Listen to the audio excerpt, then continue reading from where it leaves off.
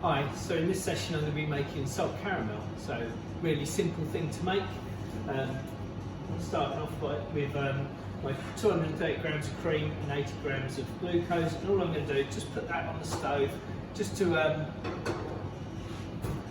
warm through so it's nice and hot, and then I'll remove it from the heat.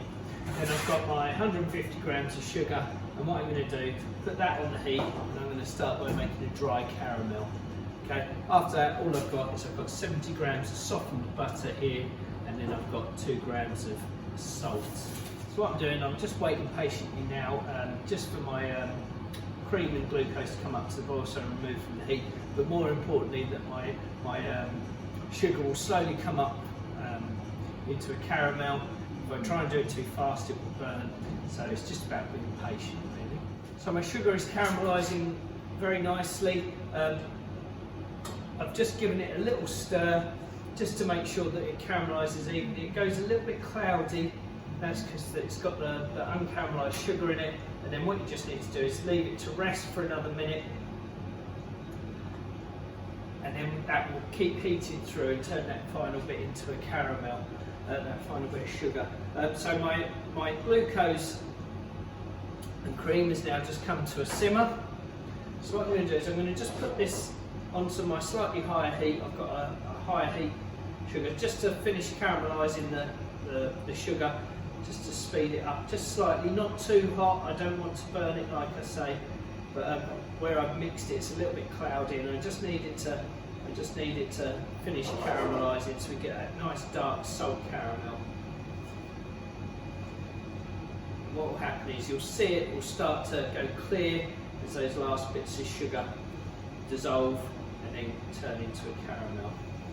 So the reason I've made the cream and the glucose nice and hot is that if I add cold cream to the salt, to the caramel, to the dry caramel, what it'll do is it will just seize and go really hard. And what I'll have is I'll have cream with lumps of caramel. And what I'm really looking for is it to mix quickly.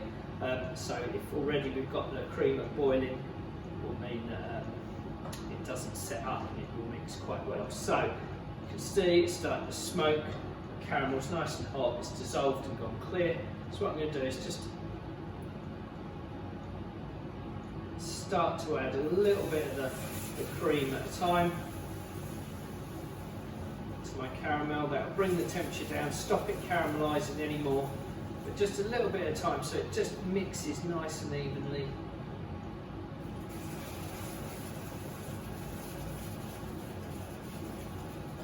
Just be careful of the steam, you don't want any steam burns because it will steam quite crazy.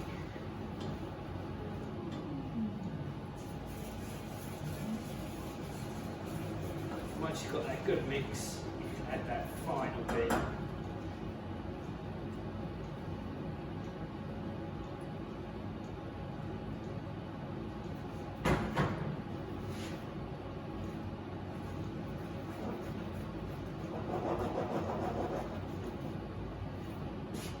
There we go. So now I've got my caramel. I'm just going to pour it into this tin. Now what I'm going to do is just let it cool for about 10 minutes, 5 or 10 minutes, and then I'm going to mix in my salt and butter. So I've let this caramel sit for about 10 minutes, so it's cooled to 50 degrees. Now all I'm going to do, you can use a stick blender if you like, but I'm just going to basically mix in my softened butter and my salt, and just whisk that in until that's smooth. Don't do it before that, otherwise all the butter will do is it will kind of sit on the top of the caramel. It won't emulsify, so you just want that caramel to cool to 50 degrees. It takes about 10 minutes, and then you can mix it in if you want to do it quickly. So just have it diced, just quick mix through. Or even quicker, you can use a stick blender and emulsify with a stick blender. Again, this can be used for different things. You can use it to put some whipped cream through, make a nice salt caramel cream.